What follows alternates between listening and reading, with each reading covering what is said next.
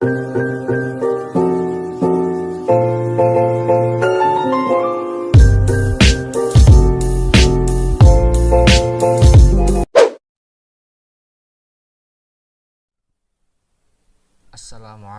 warahmatullahi wabarakatuh. Alhamdulillahirrabbilalamin. Wassalatu wassalamu ala rasulillah wa ala alihi wa sahbihi ajma'in. Amma ba'du. Anak-anakku sekalian, puji syukur kita haturkan kepada Allah Subhanahu wa taala yang mana pada kesempatan kali ini kita dapat berjumpa kembali dalam pelajaran Al-Quran Hadis. Pada pelajaran kali ini kita akan membahas tentang salah satu surah yang ada dalam Al-Quran, yakni surah Al-Bayyinah yang ada di dalam juz 30. Surah Al-Bayyinah adalah salah satu surah yang ada di juz 30. Untuk itu marilah mengawali pembelajaran surah Al-Bayyinah ini kita baca terlebih dahulu. Yang jumlah ayatnya ada 8 ayat. Dalam membaca kita harus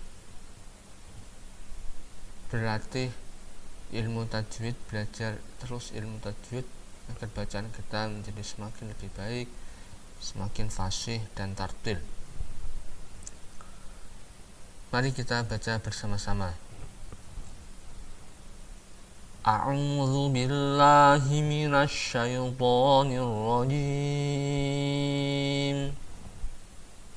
Bismillahirrahmanirrahim. Lam yakunil ladzina kafaru min ahlil kitabi wal musyrikina munfakkina hatta ta'tiyahumul bayyinah.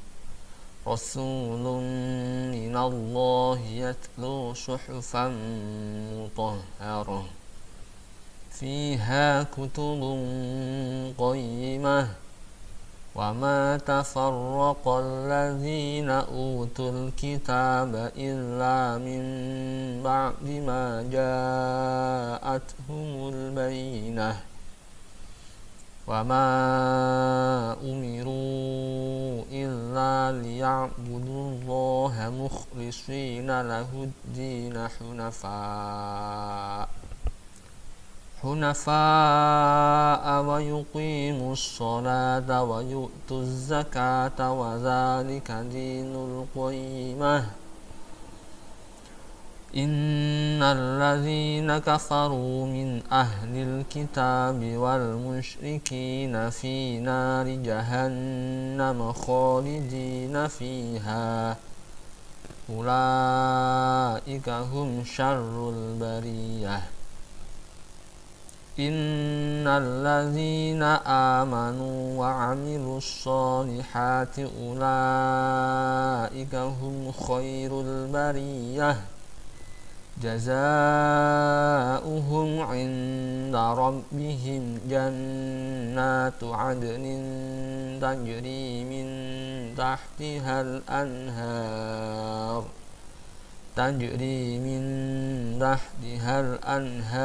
khalidina fiha abada. Radiyallahu anhum wa radu anhu. Dzalika liman khasyiya rabbah. Ya, demikianlah tadi bacaan surah Al-Bayyinah. Dimulai dengan baca ta'awudz, basmalah, kemudian dari ayat 1 sampai dengan ayat ke-8. Berikutnya ini adalah terjemahan dari surah Al-Bayyinah. Yang pertama, mari kita baca terlebih dahulu. Bismillahirrahmanirrahim. Lam yakunil ladzina kafaru min ahlil kitabi wal musyrikin wal musyrikina munfakina hatta ta'tiyahumul bayyinah. Artinya, orang-orang kafir yakni ahli kitab dan orang-orang musyrik mengatakan bahwa mereka tidak akan meninggalkan agamanya sebelum datang kepada mereka bukti yang nyata. Itu adalah terjemahan dari ayat pertama. Ayat kedua, Rasulun minallahi yatlu suhufan mutahharah, yaitu seorang rasul dari Allah Subhanahu wa taala, yakni Nabi Muhammad sallallahu alaihi wasallam, yang membacakan lembaran-lembaran yang disucikan, yakni Al-Qur'an. Ayat ketiga, fiha kutubun qayyimah, di dalamnya terdapat isi kitab-kitab yang lurus. Ayat keempat, wa ma tafarraqal ladzina utul kitaba illa min ba'di ma ja'atuhumul bayyinah, dan tidaklah berpecah belah orang-orang yang didatangkan Alkitab kepada mereka, melainkan sesudah datang kepada mereka bukti yang nyata. Ayat kelima, wa ma umiru illa liya'budullaha mukhlishina lahuddin hunafa'a wa yuqimus salata wa yu'tuz zakata wa zalika dinul qayyimah.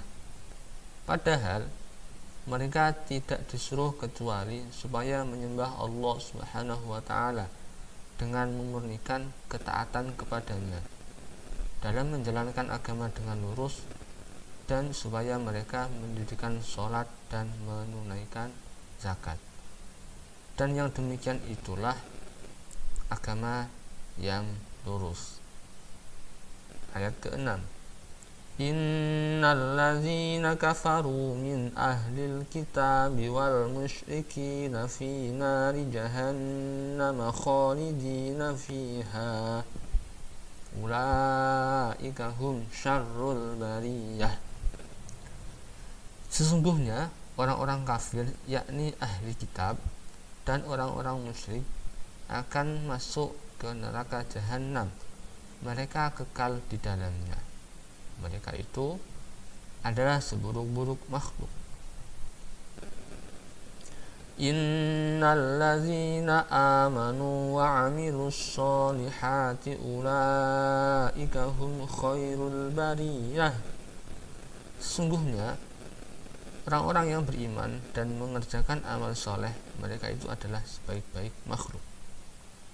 Ayat ke-8, jazaa'uhum 'inda rabbihim jannatu 'adnin tajri min tahtihal anhar khalidina fiha abada radhiyallahu anhum wa radu anhu dzalika liman khasyiya rabbah. Balasan mereka di sisi Tuhan mereka ialah surga Aden yang mengalir di bawahnya sungai-sungai. Mereka kekal di dalamnya selama-lamanya. Allah Subhanahu wa taala ridho terhadap mereka dan mereka pun ridho kepadanya. Yang demikian itu adalah balasan bagi orang yang takut kepada Tuhannya. Anak-anakku sekalian, demikian itu tadi adalah bacaan surah Al-Bayyinah per ayat. Dan dalam membaca Al-Quran perlu kalian ingat tentang waqaf dan ibtida'nya, artinya kapan harus berhenti dan kapan harus memulai. Prinsipnya dalam satu tarikan nafas adalah sekali bacaan. Jika belum selesai dalam satu ayat, maka boleh berhenti di tengah ayat dan kemudian mengulangi dari kalimat sebelumnya. Dan itu juga tadi adalah terjemahan dari surah Al-Bayyinah ayat 1 sampai dengan ayat 8. Adapun untuk penjelasan dari per ayat, insyaallah akan dijelaskan di pertemuan yang selanjutnya. Anak-anakku sekalian, surah Al-Bayyinah adalah surah yang memiliki arti pembuktian dan merupakan surah ke-98 dari 114 surah yang ada dalam Al-Quran. Surah Al-Bayyinah ini terdiri atas 8 ayat dan merupakan termasuk dalam golongan surah Madaniyah, yakni surah yang diturunkan setelah Nabi Muhammad hijrah ke Madinah. Dan surah Al-Bayyinah ini turun setelah surah At-Tolaq. Dinamai dengan surah Al-Bayyinah yang memiliki arti pembuktian diambil dari kalimat Al-Bayyinah yang terdapat pada ayat yang pertama dalam surah Al-Bayyinah. Adapun sebab-sebab turun dari surah Al-Bayyinah disebabkan karena Ubay bin Ka'ab yang merupakan penduduk Yasrib yang sangat cerdas dan gemar membaca dan pandai menulis, saat kedatangan Mus'ab bin Umar yang diutus Rasulullah untuk mengajarkan agama Islam kepada penduduk Yasrib, ia langsung bergabung dan menyatakan keislamannya, ikut di bai'at di Aqabah dan ikut menyambut Rasulullah ketika beliau hijrah ke Yasrib.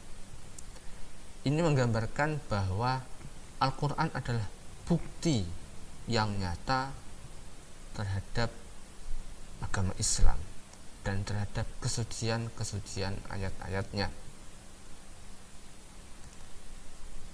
Dan karena kepandaiannya itu tadi, Ubay dipilih Rasulullah sebagai salah satu pencatat dan penulis Al-Quran yang diwahyukan Allah kepada Rasulnya.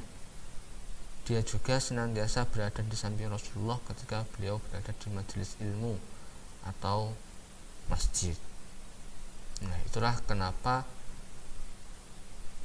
surah Al-Bayyinah ini diturunkan oleh Allah kepada Nabi Muhammad sebagai pembuktian bahwa Al-Quran itu benar-benar dari Allah Subhanahu wa ta'ala. Secara umum, kandungan surah Al-Bayyinah merupakan pernyataan dari ahli kitab dan orang-orang musyrik bahwa mereka tetap dalam agamanya masing-masing sampai datang Nabi yang telah dijanjikan oleh Tuhan, yakni Nabi Muhammad. Sehingga mereka ada yang beriman dan ada yang tidak, sesuai dengan sifat-sifat yang mereka kenal pada kitab-kitab mereka dan pembawa ajarannya benar, yaitu ikhlas dalam beribadah, mendirikan sholat, menunaikan zakat, dan penutup para nabi. Dalam surah ini, dalam surah Al-Bayyinah, Allah Subhanahu wa ta'ala menerangkan bahwa ajaran Nabi Muhammad adalah ajaran yang benar dan agama yang dibawanya adalah agama yang lurus dan mencakup pokok-pokok ajaran yang dibawa nabi-nabi yang dahulu. Berarti dapat kita pahami bahwa Al-Quran itu merupakan sudah mencakup dari kitab-kitab sebelum Al-Quran, seperti kitab Zabur, kitab Taurat, kitab Injil. Isi-isi dari ketiga kitab tersebut semuanya sudah dicakup, sudah terangkum dalam kitab suci Al-Quran. Sehingga agama Islam, Nabi Muhammad, dan kitab suci Al-Quran merupakan hal terakhir yang diturunkan Allah kepada para nabi dan rasulnya. Surah Al-Bayyinah sendiri memiliki hubungan dengan surah Al-Qadr, berhubungan dalam sisi sejarahnya maupun kisahnya. Surah Al-Qadr menerangkan tentang permulaan Al-Quran diturunkan, bagaimana Al-Quran turun, inna anzalnahu fi lailatul qadr, dan seterusnya. Sedangkan surah Al-Bayyinah menerangkan salah satu sebab Allah menurunkan Al-Quran. Nah, itu tadi. Jadi antara surah Al-Bayyinah dan surah Al-Qadr itu memiliki hubungan yang sangat erat. Kalau Al-Bayyinah menjelaskan tentang mengapa Allah menurunkan Al-Quran, kalau Al-Qadr menerangkan tentang pertama kali permulaan Al-Quran diturunkan. Jika Al-Quran diturunkan sebagai kemuliaan, maka dalam surah Al-Bayyinah menerangkan bahwa Al-Quran juga merupakan pembuktian akan kebenaran ilahi, kebenaran Allah Subhanahu wa Ta'ala, dan juga kebenaran atas Nabi Muhammad Sallallahu Alaihi Wasallam. Nah, itu tadi adalah sedikit gambaran penjelasan dari surah Al-Bayyinah. Nah, tugas saat ini bagi kalian adalah yang pertama, menulis kembali surah Al-Bayyinah lengkap dengan syakalnya, dengan harokatnya, menghafal surah Al-Bayyinah dengan terjemahnya. Itu tugas kedua. Tugas ketiga adalah memberikan contoh dalam kehidupan sehari-hari yang berhubungan dengan isi kandungan surah Al-Bayyinah. Nah, itu adalah tugas bagi kalian untuk saat ini. Untuk tugasnya silakan dikerjakan di buku tulis, dan waktu pengumpulannya akan diberitahukan di waktu yang akan datang. Sehingga yang penting kalian menulis dulu, kemudian menghafalkannya Al-Bayyinah beserta terjemahnya, dan mencari contoh-contoh yang sesuai dengan isi kandungan dari surah Al-Bayyinah. Baik anak-anak, demikian pembelajaran penjelasan tentang surah Al-Bayyinah kali ini. Mari kita akhiri, kita tutup pembelajaran kita dengan bacaan hamdalah. Alhamdulillahirabbil alamin. Wassalamualaikum warahmatullahi wabarakatuh.